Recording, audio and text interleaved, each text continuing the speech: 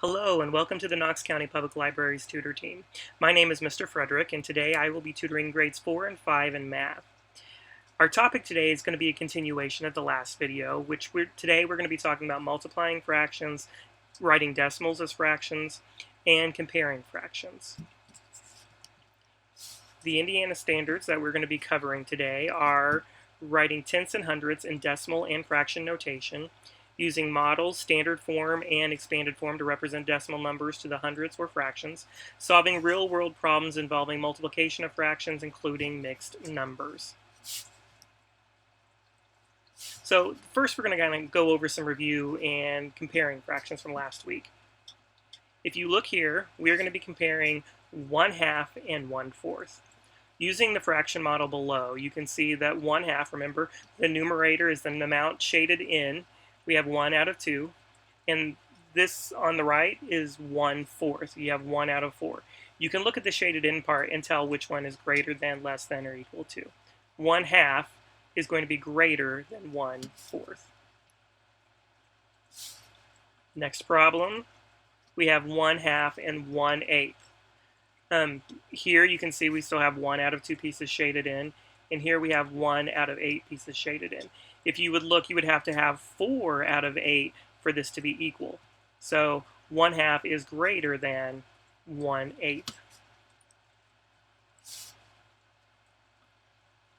Now we have 1/8 and 1/4. If you look here, you have 1 out of 8 pieces shaded, and you just have one little square over here in the bottom corner. Here we have 1 out of 4. You can tell by looking that this side with 1/4 is bigger than the side with 1/8.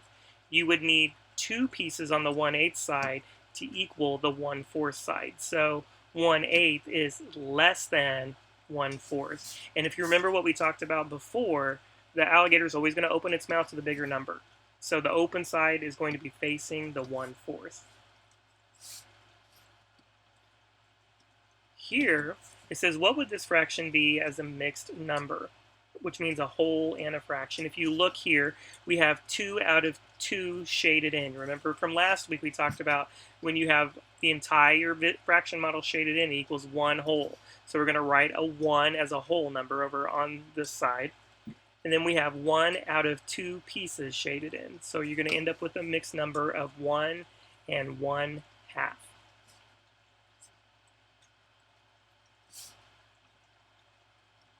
Okay, we have 2/4 and 3/6.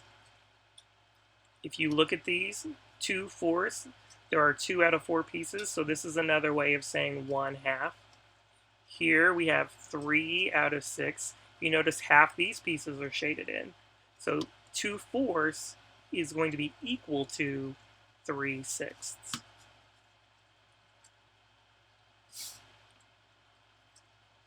And last, we have 3 out of 4 shaded in here, and 3 out of 8 shaded in here. You can see the 3/4 is almost completely shaded in, where 3/8 still has quite a few blank spaces. So 3/4 is going to be greater than 3/8. Remember that alligator is going to open its mouth towards the 3/4. Okay, so we're going to decompose the fraction into given parts. So we have 2/3. If we look down here, 1/3 plus 1/3 equals 2/3. Now if I was going to multiply that, I'm going to multiply 1/3 2 times to equal 2/3.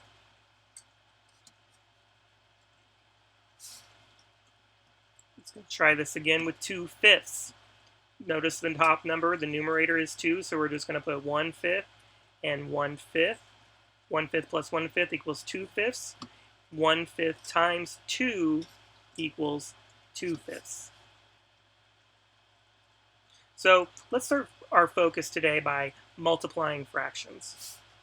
And the first rule you need to know is that when you're multiplying a whole number by a fraction, the whole number automatically goes over 1. And then you're going to multiply across, and the denominator is going to stay the same. For example, here we have 2 times 1/10. 2 over 1 times 1 over 10. You're gonna multiply across the top, so you're gonna multiply the numerators first. You have 2 times 1 equals 2.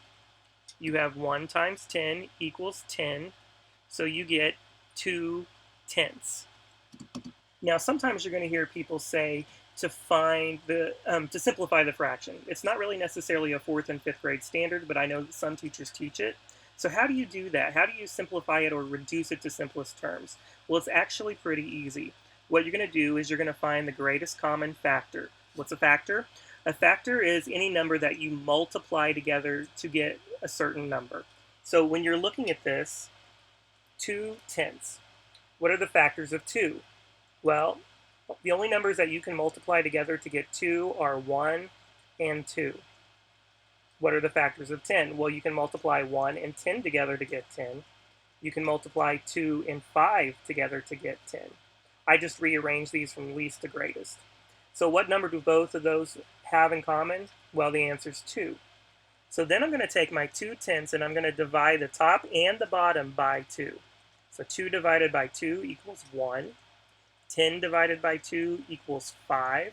So when I reduce it to simplest terms, I'm going to end up with 1/5.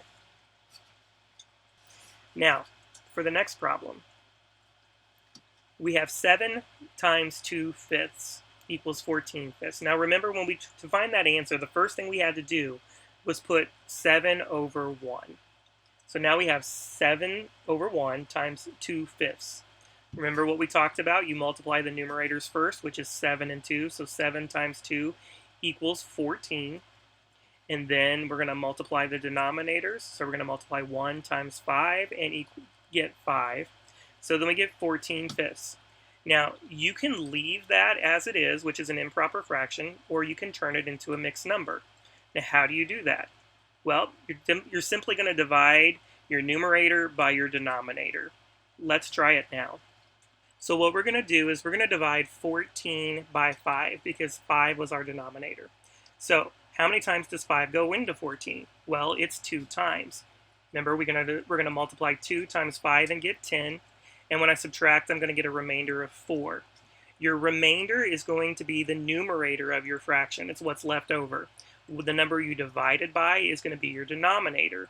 So when we put that all together, we're going to end up with a mixed number of 2 and 4/5. Now, something else you may have to do is to write a fraction as a multiple of a unit fraction or to use addition. Now, what's a unit fraction? A unit fraction is any fraction that has 1 as the numerator. So 1/2, 1/4, 1/5, any of those are considered unit fractions. So if we go to the next problem, you can write a fraction as a multiple of a unit fraction. So if our fraction is 1/5 and I'm trying to get 9/5, I'm just going to multiply that by 9. Because if I put a whole number, remember I have to put it over 1. If I multiply 1 times 9, I'm going to get 9. 5 times 1, I'm going to get 5. So I'm going to end up with 9/5. To do an addition of a unit fraction, such as 5/4, I am just going to write 1/4 5 times.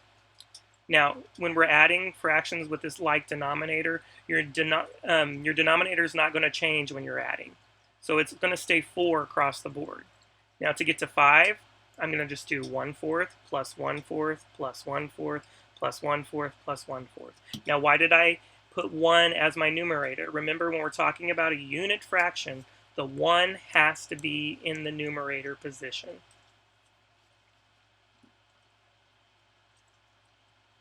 So answers can be written in fraction form, a mixed number, or a whole number. Now let's talk about decimals for a second. Decimals have 2 place values we will be looking at, which are the tenths and the hundredths.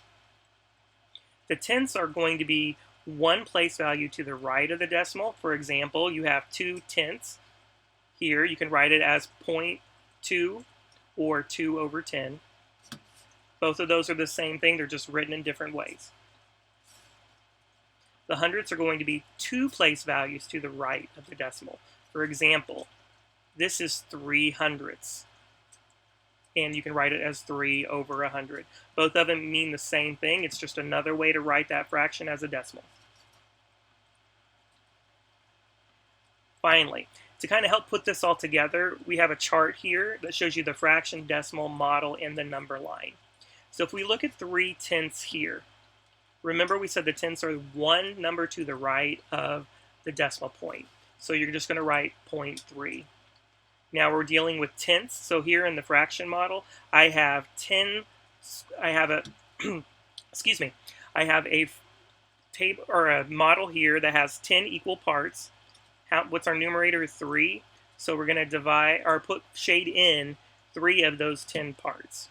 And with the number line, I know it's a little hard to see on this, but you're going to start at 0, you're going to go to 1, you're going to make sure that you have 10 spaces dividing that 0 to 1 up, and you're going to count your third mark over. And that's all of those mean 3/10. They're just written in different ways. Let's look at a little bit of a bigger number dealing with hundredths. Here we have 35 hundredths. Now, remember we talked about that the hundredths is to the second space right of the decimal point. So here you're just going to write 35. This is another way of, or after the decimal point. It's another way of saying 35 hundredths. Here you have your hundreds block, and you're going to go count. You can count each individual square 35 times, or you can do it easy. You know, each row is worth 10, so you're going to shade in 3 whole rows, and then half another row, because that's going to equal 5. Now, here, we had to divide this up a little bit differently. 3/10 is the same thing as saying 30, so you're going to divide it between the third mark and the fourth mark, because that's going to give you 35.